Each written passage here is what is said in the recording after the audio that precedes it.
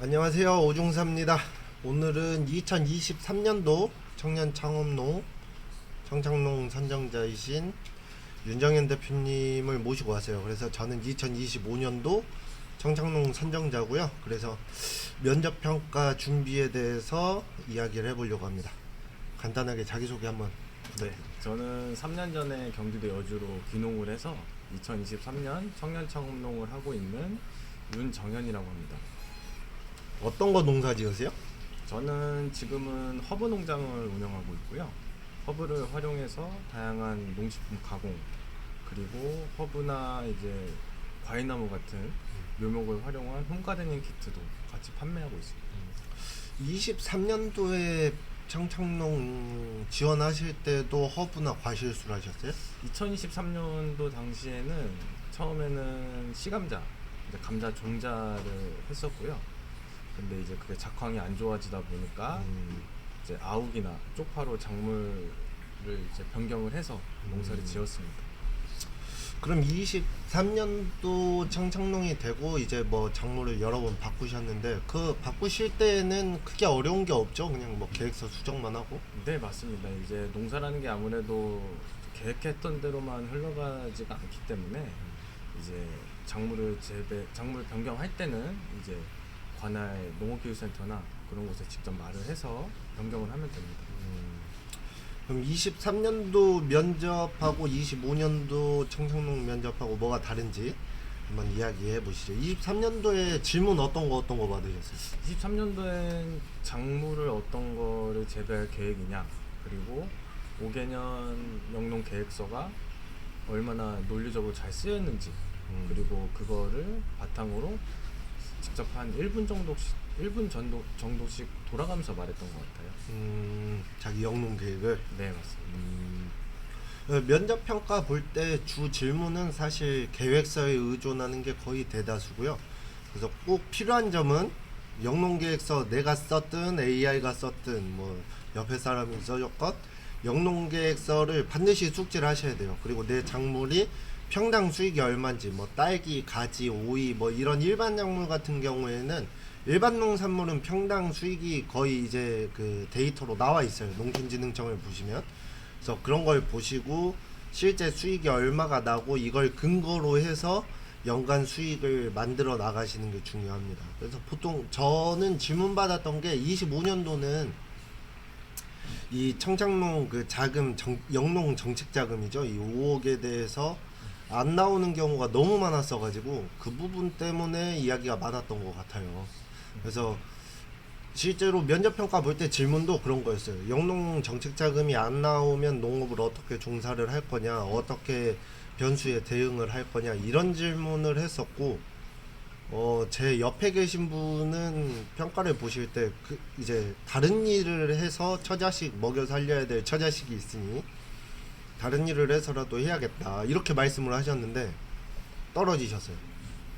그러니까 이게 아다르고 어다른데 면접평가는 특히나 실제로 이제 대면하기 때문에 좀 긴장되는 건 있을 수 있지만 영농 의지를 보여줘야 된다라는 겁니다. 그래서 그 똑같은 질문을 받았을 때 그러면 저는 뭐 농업회사 법인이나 농업계 회사에 취직을 해서 거기에서 실제 내가 필요한 영농 그 지식을 쌓고 노하우를 쌓는데 전념을 하면서 실제로 농업엔 종사하지만 내 농장을 꾸리는데 준비를 하고 정책 자금이 나왔을 때는 이렇게 준비를 해서 이제 잘 하겠습니다. 그러니까 실제로 내가 당장 소득이 없는 부분은 농업 쪽에 종사를 하면서 이제 농업에 대한 의지를 보여준다라는 멘트로 이야기를 했으면 떨어질 이유가 없었을 것 같아요.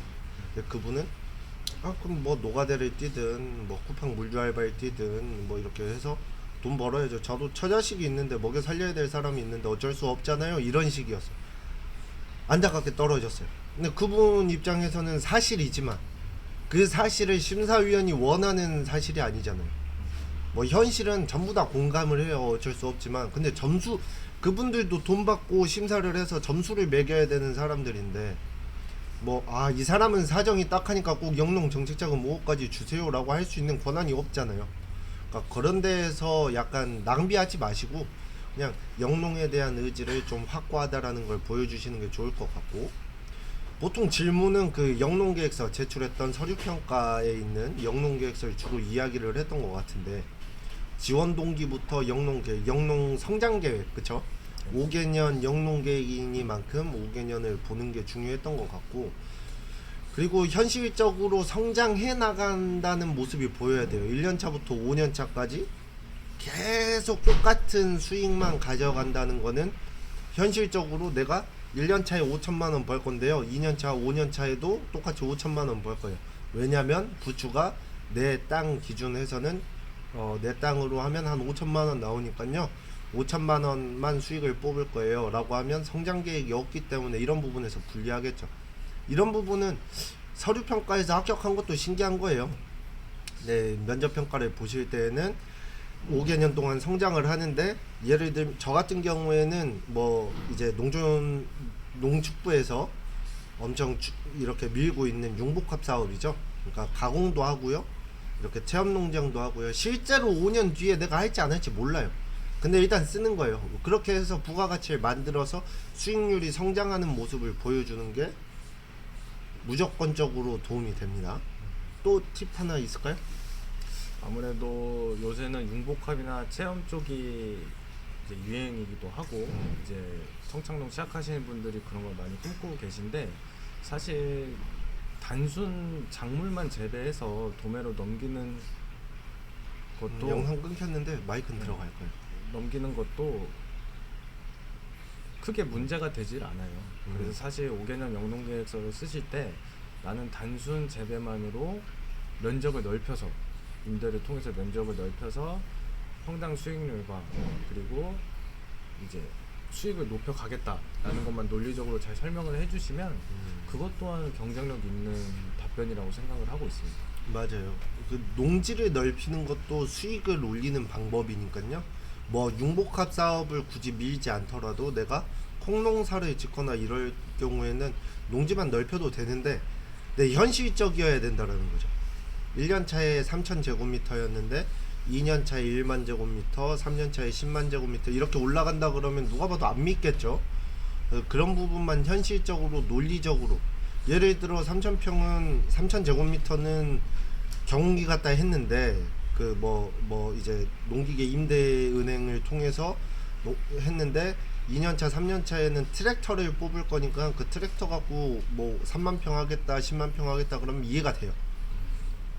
그러니까 그런 논리를 세워서 멘트를 하고, 가장 중요한 거는 농업 의지를 보여주는 게 끝까지 나는 무조건 농업을 할 거예요 라는 부분을 계속 어필을 하는 게 중요하다는 점을 꼭 강조드리고 싶어요.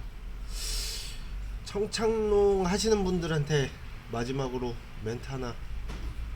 청창농을 제가 한 지금 3년차 청창농을 하고 있는데, 농업이 쉽지만은 않아요. 사실 저도 우여곡절이 많았고 이제 뭐 천재지변이나 재해도 많이 겪었지만, 이제 가장 중요한 건 이제 의지만, 이제 굳건히 있으면 농업을 타 지역에 가서도 잘하실 수 있을 거라고 믿고요.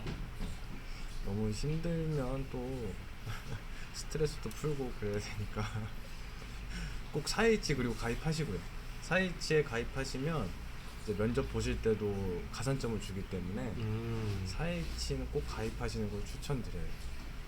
맞아요. 사이치가 실질적으로 도움이 될지 안 될지는 본인 활동 여부에 따라 다르지만, 아무래도 청창농 같은 경우에 인프라가 부족하기 때문에 사이치 안에서 받을 수 있는 혜택도 있고 노하우라든지 팔로도 충분히 얻어낼 수 있는 내 네트워크를 형성하는 거고, 실제로 이제 사이치 가입 여부가 가산점이 들어갔던 걸로 알고 있는데, 그런 것까지 고려를 한다면 연합회 활동을 하시면서 가산점도 챙기시고 실제 농업에 도움이 되시길 바라겠습니다. 여기까지 하겠습니다. 감사합니다.